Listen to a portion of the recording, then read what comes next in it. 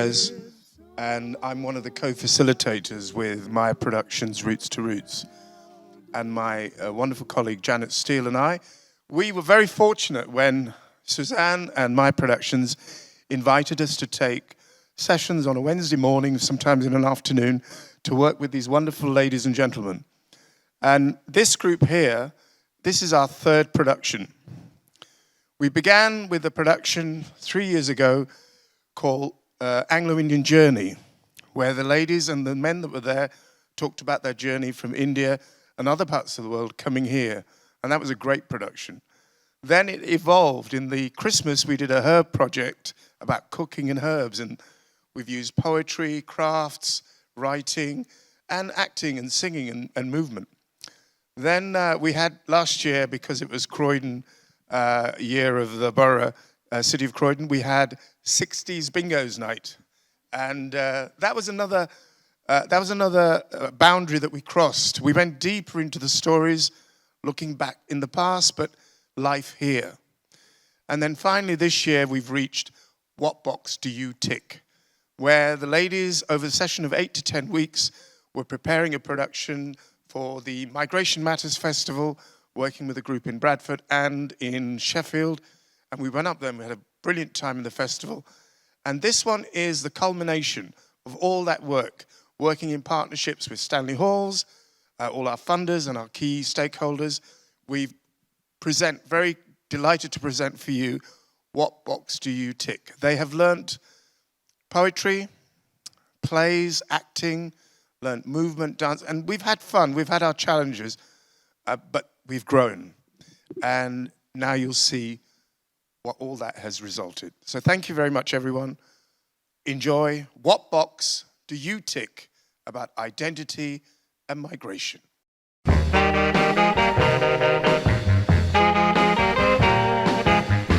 Somewhere the sun is shining, so honey, don't you cry. We'll find a silver lining, the clouds will soon roll by.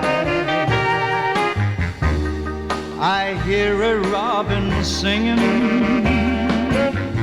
upon a tree top high. To you and me singing, the clouds will soon roll by. Question 1. What is the matter with migration? Migration follows the wind of change. It's disruptive. But it's been like that throughout time, and it always will.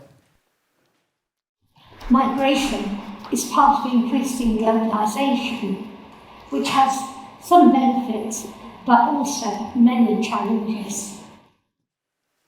Migration means different things to different people. It's about jobs.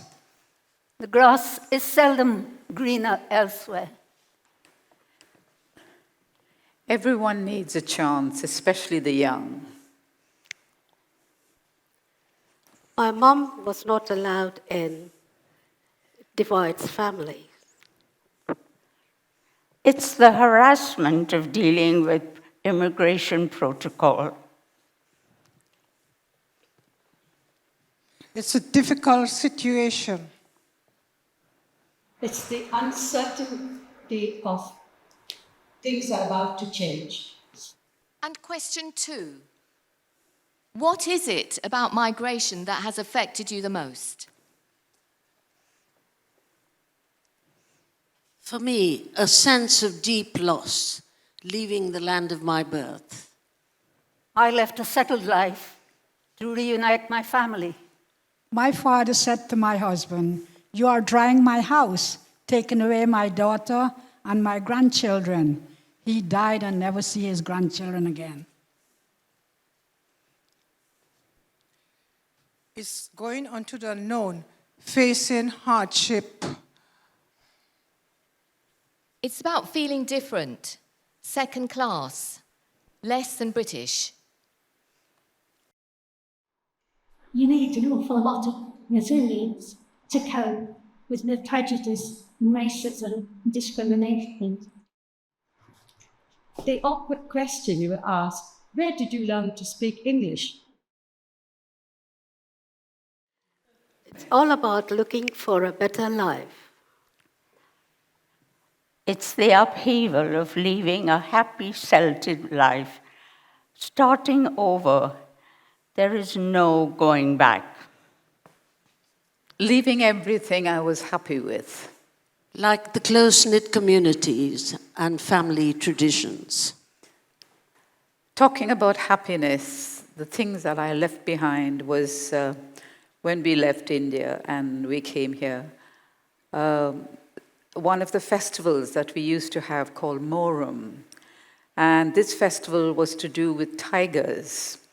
And we used to have a guy who used to work for us, and they used to dress him up as a tiger with this black and yellow stripe and this false head with the big teeth and whiskers.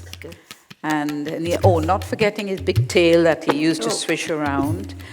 And we used to all be so excited about this whole thing going on, and there used to be a drum that they used to call tiger drums that used to be banging and beating away like mad. And the next thing you know, everyone was dancing and clapping and swinging and dancing.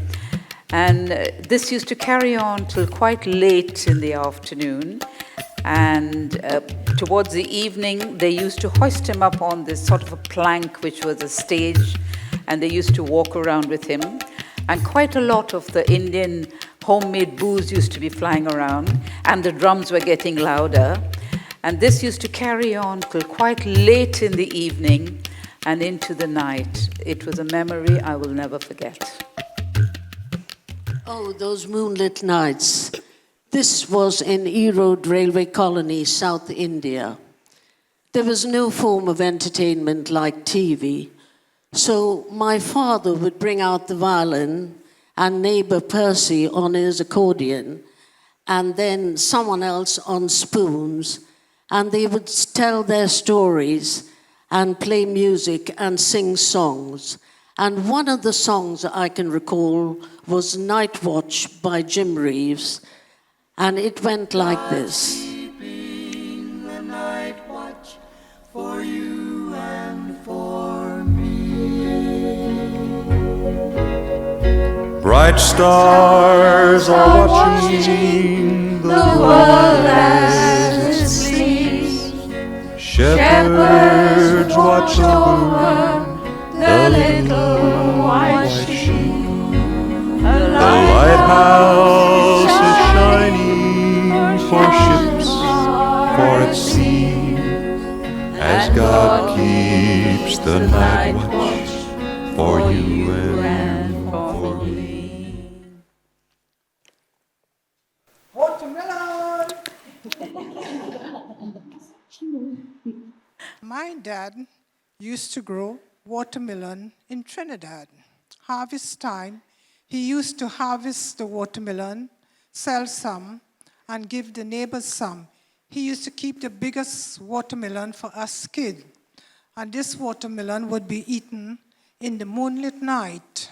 The night of the moonlight, we all went outside, spread the sheet, we sat down. My dad cut the watermelon, we shared it around. My mom and dad told funny jokes and made up stories. We used to play hopscotch and marbles. We all had a very good time together. Now the village party is coming up. All the villagers would cook delicious food and bring it to the party. The men used to drink bush rum, but we never knew it was homemade rum. We thought they went to the bush and got the rum. This program was called Mastana Bahar on the radio. And they would put the radio on, and the men would be drinking and singing along and drink the rum and eat this very dried curry chicken. When Mastana Bahar finished, they used to make their own entertainment, like beating the drum, spoon and bottle, and the clapping and dancing all of them enjoying themselves. We as kids, we played water fight, we played hide and seek, spin the top, and lots of various other games. And somebody would come out and say, oh, your dad had 2 glasses of rum. The other one would say, oh, he has 3 glasses. And we used to have lots of fun laughing at the grown-ups. And they all never knew what we were doing because they were busy entertaining themselves. The sharing, the togetherness, the caring, and the love that went around was very beautiful. We all had a jolly good old time in the moonlit night. Talking about moonlight nights, we used to get together, the family and friends, and we could go down to the beach and spend the night at the beach, dancing and using we'd take our little records with us and our gramophones that we had to wind up in those days. And we'd have great fun. We'd lie on the beach and wait for the fishermen to come in with their catch in the mornings. We'd lie back at the beach, enjoy the lovely fresh air, and let the rest of the world go by.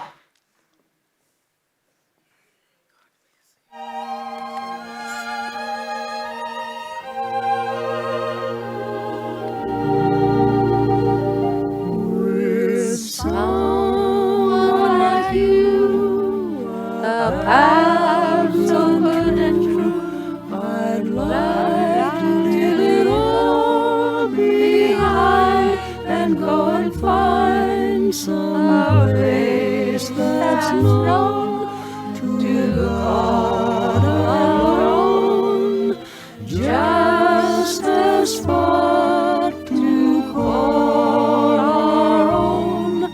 We'll find perfect peace where joys never cease, up there beneath the kindly sky.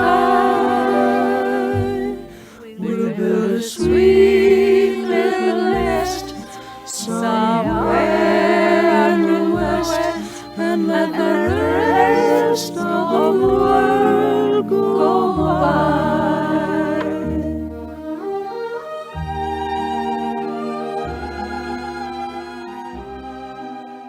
On occasions like Christmas and New Year's, we used to have big dances, and we would all go to the dance late at night and stay up till the early parts of the morning, and then go to church for the first Mass at 5 o'clock.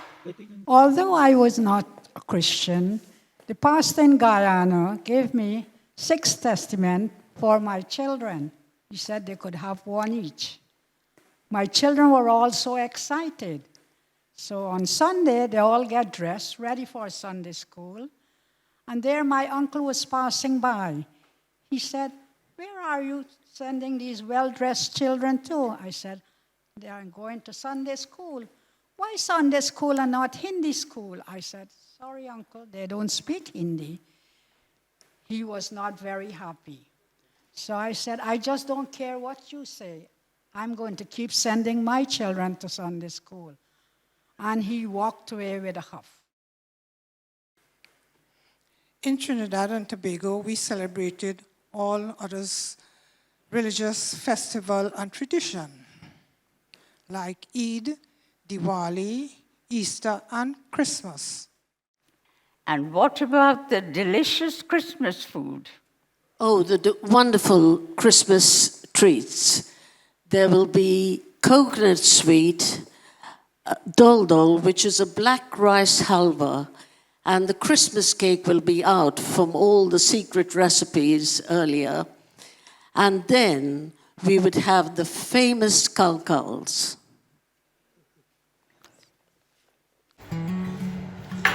So as children, we would help Mum to do this, and it's called a kalkal.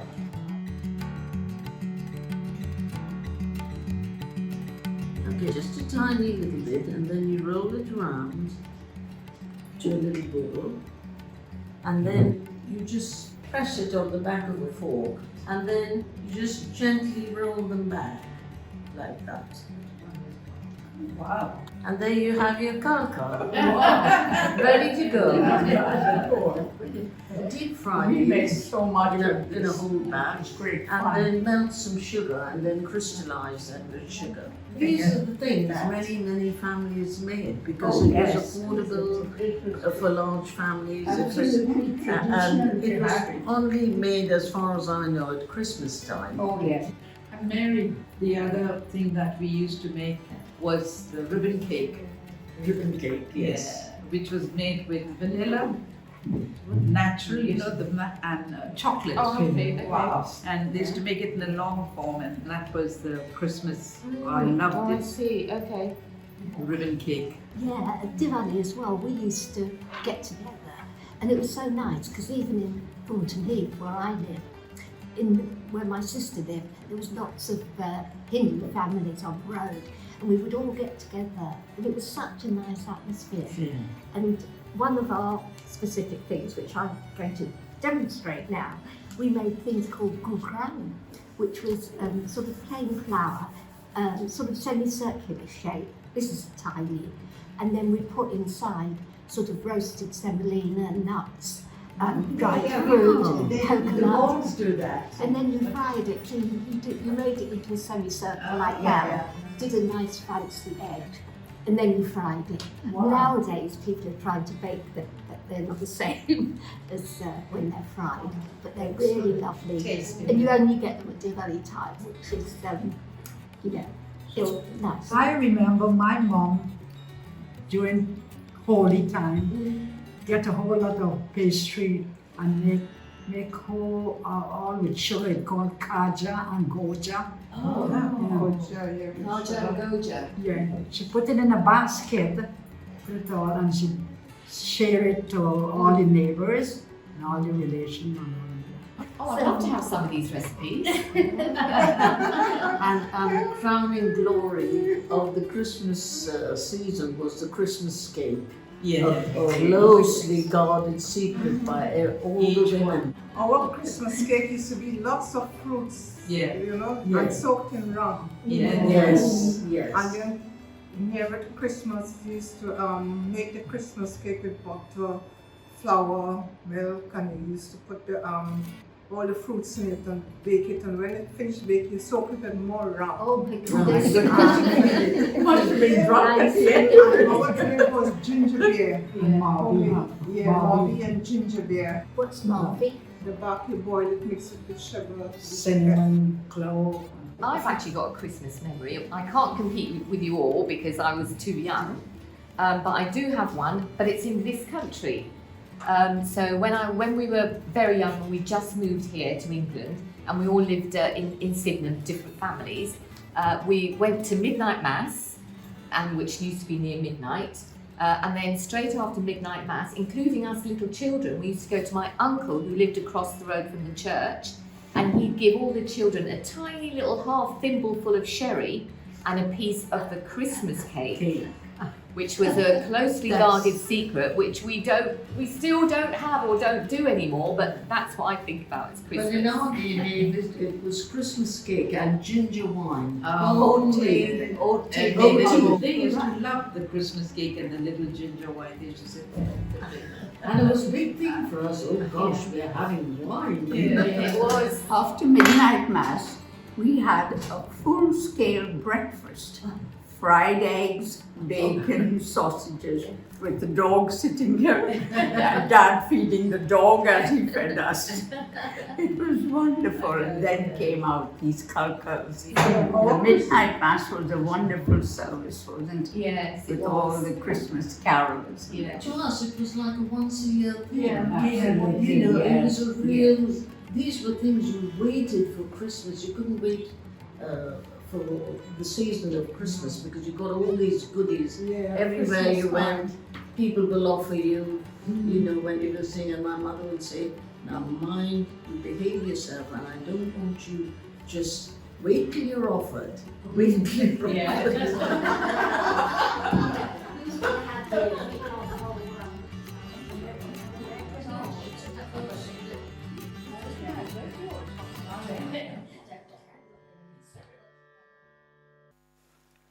Hi, I lived in Dhanbad, a town in the district of Bihar in India. Our Christmas festivities were organized by the Railway Club and lasted about a week. We had a Christmas tree and treat with gifts for the children. We had dances, a sports day with a clown, much to the delight of the children. And on Boxing Day, we had a fancy dress for the little ones. I sent my 4-year-old daughter as a Persian princess.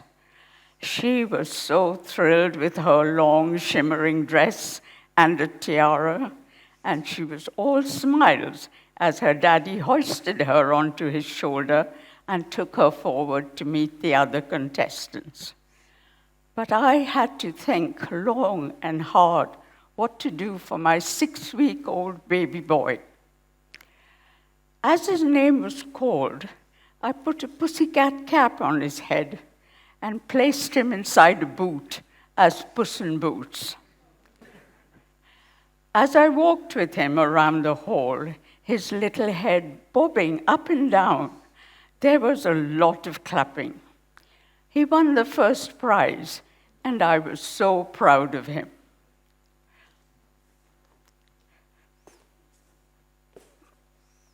My family were Hindu, so we didn't celebrate Christmas in those early days of the 50s. But I was born here, and I don't know how Diwali was celebrated in India, but I do know that in South London, very few Hindu families that were around did get together. We got together and we cooked together, made lovely Diwali food. We went shopping for new clothes and for new bits of jewellery.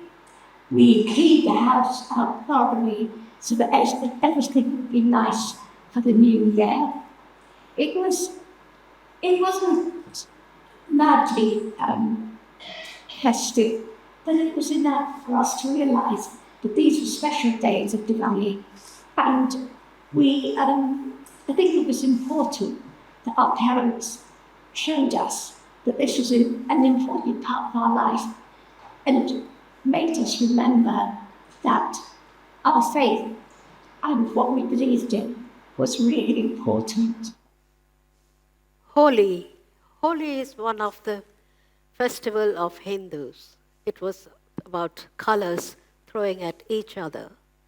When my friends and friends used to come to throw colors at me, I would lock myself and not let them in because I didn't like the way people looked with colors all over their face and their clothes.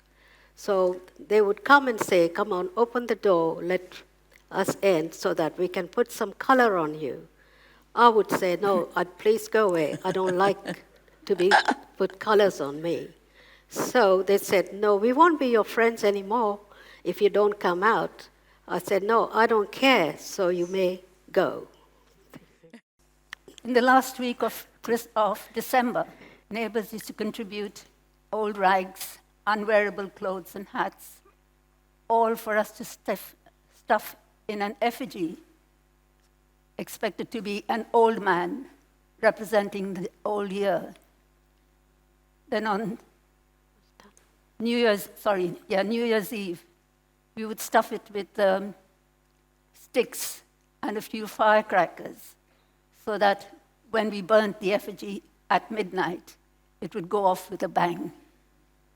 At the New Year's dance, we would have a man dressed like an old man, representing the old year, to leave the room, and then a young girl representing the New Year's to come in.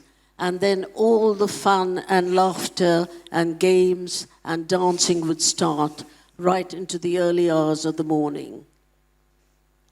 For old lang syne, my dear, for old lang syne, we'll take a cup of kindness yet for the sake of old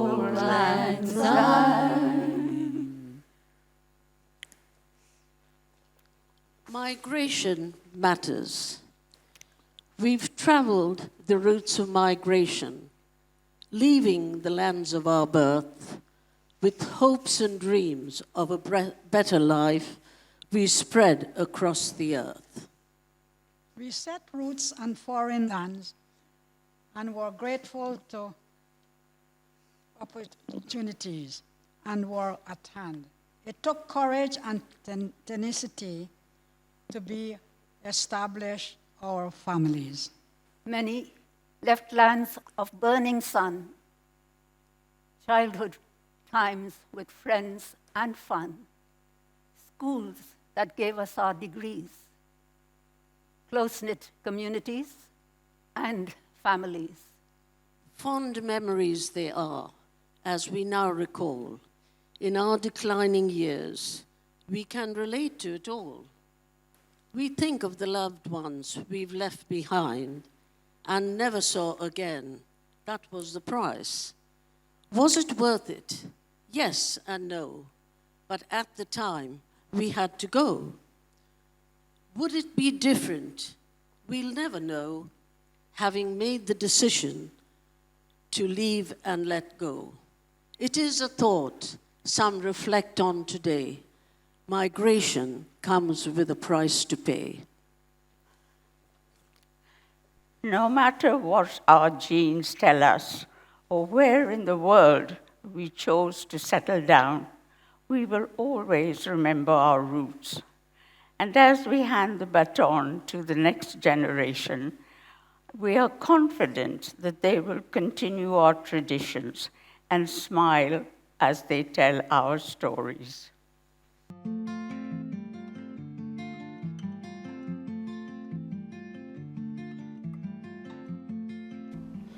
Hi, I'm Pat, Agnes and the late Albert Harris's eldest daughter. My recollection of the early years in India are sketchy. From age 9 to 13, I was in a boarding school run by French nuns. I only returned home for the holidays, so was quite cut off from the day-to-day living. My teenage years in the UK, even though living with family, were similarly isolating, but in a different way. We lived in the Anglo-Indian bubble. It was school, then home to do homework and chores. No after-school interactions with school friends. Weekends amounted to get-togethers with Anglo-Indian friends, dances, and of course church on Sunday. When I was 13, I was the only Indian, person of colour in the school. And it wasn't really until I went to university that I kind of, talked to other Indian people my age and things, and it was quite isolating. And there was always this pressure on us, to be as English as possible. Being Anglo-Indian was an experience with mixed emotions, wanting to fit in, people asking you, what are you, where are you from? Confused faces when you say you're Anglo-Indian, as most people have never heard of it. Even more confusion when you say you're Catholic or you only speak English, and that my name is Kelly. They would say, what's your real name? Weekends were normally filled with visits to my nan and granddad's house or attending parties with friends who had similar backgrounds. I was privileged to spend a lot of time with my nan and granddad. In my sister's words, they go together like curry and rice. Nan's got the softness, granddad the spice. All the family would get together, one would cook a pot of biryani, one would do a curry, all the cousins would get together, it would just be fun and laughter, there'd be music. There was a lot of warmth when we were all together. I'd get excited for visits to Croydon to see my big Anglo-Indian family. Lots of cousins, family parties, sing-songs with guitars, dancing, jiving, lots of fun, love and laughter. Looking back on those times now as an adult, I feel very lucky to have been part of this culture. It showed me the importance of family and friends, socialising, and being able to support each other in good and bad times. Speaking to my friends who have been brought up in the UK, they also express how different my life is to theirs, and how evident the importance of the family unit is. I wanted to find out a little bit more about you being Indian, but being brought up in this country. There's all sorts of different nationalities and different cultures around. If you're thinking about like your daily life or your life at home, is there any bits which somebody from outside would say, oh, that's quite Indian, or that's quite... Well, at home, I speak English as well, obviously, but I also speak quite a lot of Gujarati at home to my mum, to my grandma. And then I also eat Indian food for dinner quite often. Being brought up in the Anglo-Indian culture and then having the British culture as well, it was two different cultures we were being brought up in, which, you know, I think we benefited from having both. Being an Anglo-Indian doesn't really... I don't think it plays a big part in like everyday like socialising and stuff, because there's so many different cultures, it's so multicultural in and around London, and it doesn't really make a difference. So if you think about your friendship group, as a percentage, how many do you think come from immigrant families? I think most of my friends come from immigrant families. I can't associate myself with any one group because I'm very much of the London background, not even English sort of thing, London really. We have so many influences from the Asian side, from the European side, from just living in London and the cultural mixture over there. It's difficult to box yourself off in any direction, you know. Anything that you find challenging about being Indian? I don't think there are really any challenges in like today. I think it's just been quite accepted. You feel quite accepted by whoever's around you. Yeah. That's really interesting. You know. And sometimes we say things haven't changed in this country. You know, there's still a lot of racism and discrimination and everything. But actually, there's been a major change in kind of, you know, people who've come from abroad. We make friends with all sorts of people now. The way you've described it, you seem to have put the jigsaw pieces together quite nicely. Yeah. I would say migration splits up lots of family long ago without cheap telephone services. We couldn't keep in touch with our families and friends regularly. Today, we have internet, which we can keep in touch with. Migrants could be people fleeing from other war-torn countries or from persecution, even deportees from other lands. They could be people wanting to better their lives, people seeking higher education to obtain better paid jobs.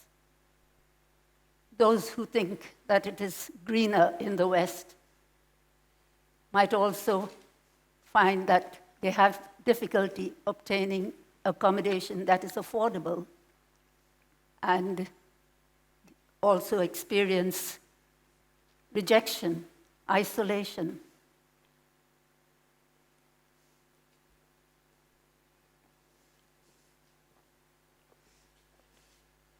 So, the matter with migration is that no two stories are the same, even from one generation to the next. My family came to the UK when I was only 5, so my migration story is totally different from that of my mother's. Migration changes and reacts, and it's not just a thing of today.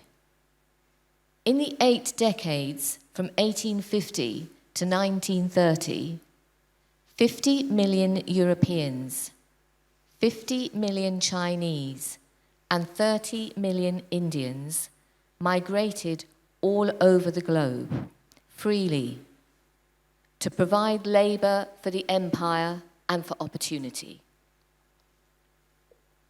They built railways, they worked on rubber plantations, they picked tea in Kenya, until, in the goldfields of California and Melbourne, which started having feelings of feeling swamped and invaded, the notion of identity and immigration control was born, which brought us to where we are here today ticking boxes. Thank you.